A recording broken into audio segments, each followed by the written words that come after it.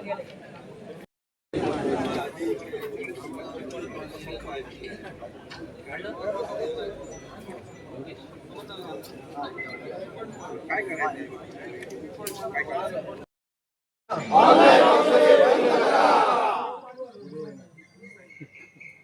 करा, बंद करा ऑनलाइन औषधे बंद करा। हे दगड विकेट खाली टाकून द्या, कोणाला काही गरज नाही आता।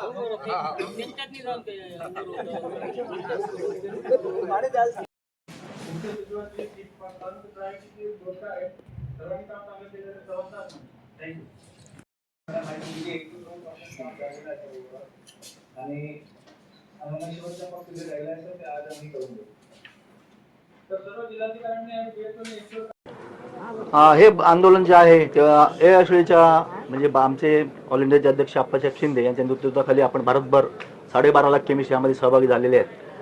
आमच्या प्रामुख्याने मागण्या आहेत जे गेले 2018 पासून आम्ही करतोय की भारतामध्ये जी बेकायदेशीर विक्री ऑनलाईनवर औषधांची चालू आहे, कायद्यामध्ये कुठलीही तरतूद नसताना ऑनलाईन विक्री करण्याची तरतूद नाही आहे, तरी देखील ही ऑनलाईन विक्री जी ऑनलाईन पोर्टल मार्फत जी केली जाते आणि ज्यामुळे लोकांपर्यंत चुकीची औषधं पोचणं किंवा नशेचे ड्रग्स किंवा हे सहजपणे आपल्या तरुणांपर्यंत जाणं, गर्भपाताची औषध जी आहेत ती सहजपणे उपलब्ध होणं, याचे जे दुष्परिणाम आहेत ते आता समाजाला भोगायला लागणार आहेत। त्या विरोधात आमची मागणी आहे की ही बेकायदेशीर विक्री जी आहे, जी कोर्टाने स्टे आणलेला आहे याच्यावर की ऑनलाईन भारतामध्ये चालू नये यासाठी स्टे पण दिलेला आहे, तरी देखील कुठल्याही यावर कारवाई सरकारने केलेली नाही। ती प्रथमतः बंद व्हावी, जेणेकरून आमच्या सर्व रुग्णांचे किंवा 140 कोटी जनतेच्या आरोग्यास जो धोका निर्माण झालेला आहे तो धोका सरकारच्या लक्षात आणून देण्यासाठी आम्ही हे आंदोलन छेडलेलं आहे। किती सिंधुदुर्ग जिल्ह्यातून केमिस्ट या आंदोलनात सहभागी झालेत? सिंधुदुर्ग जिल्ह्यामधून माझे सर्व केमिस्ट बांधव इथे बांधव आणि भगिनी मिळून 650 केमिस्ट इथे आमच्या आंदोलनामध्ये सहभागी झालेले आहेत। काय तुमचा नेमका रोष कोणावर आहे? सत्ताधारी सरकारवर रोष आहे की काय? तुम्ही त्यासाठी लक्ष वेधलं होतं का सरकारचं या संदर्भात? या संदर्भात 2018 पासून आमची जी शिखर संघटना आहे all India chemist of organization of chemist and drugs association यांनी कोर्टामध्ये देखील याच्या अगेन्स्ट पिटिशन दाखल केलेली आहेत। त्याच्या बाजूने आमच्या बाजूने निर्णय येऊन देखील यावर कुठलीही कारवाई झालेली नाही। आमचा याच्यावर पहिला आमचा हे आहे की बेकायदेशीर जी ऑनलाईन पोर्टलची विक्री चालू आहे ते पूर्णपणे बेकायदेशीर आहे, ती पूर्णपणे आधी तुम्ही बंद केली पाहिजे।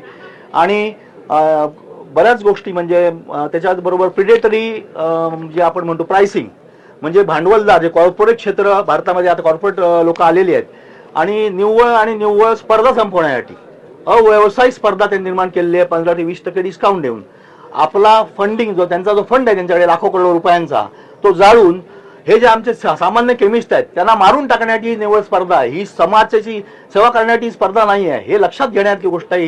ही लोक जनतेपर्यंत किंवा आमच्या सरकारपर्यंत आमची पोचावी याच्यासाठी आमचं आंदोलन प्रामुख्याने सर्व भारतभर आहे। देशव्यापी संप होतोय, 12.5 लाखाच्या वरती लोक उतरले आहेत, त्यामध्ये सिंधुदुर्गातही 650 लोक याच्यामध्ये झाले।